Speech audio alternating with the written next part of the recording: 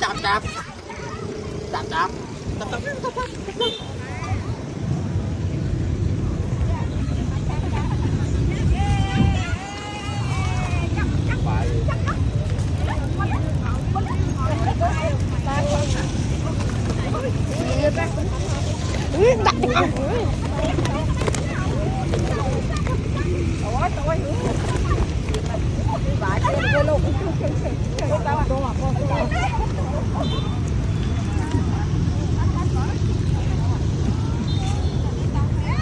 Mana ya?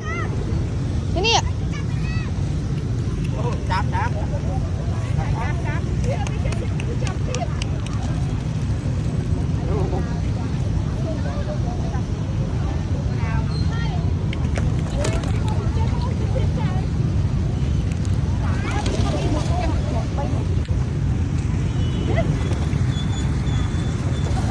lương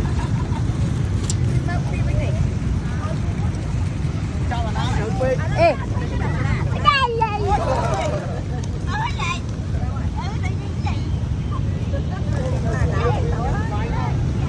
Nè.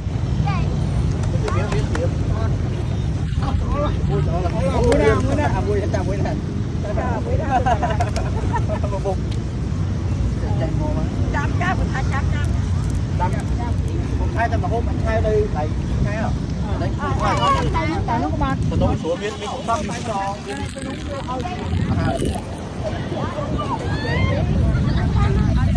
Tính chưa đấy?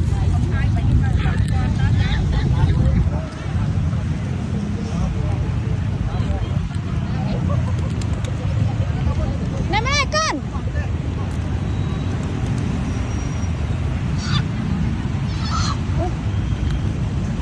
Em câu. Bằng câu mà.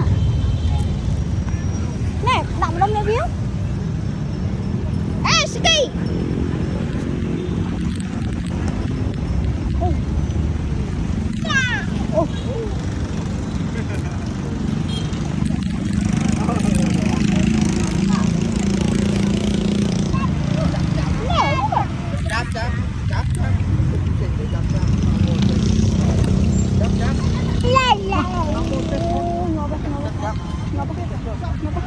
Chọc, nó bạch lông nó. Bạch lông nó bạch mà đông nó tay. cái đầu ấy da cái đầu số nó số mình tôi bố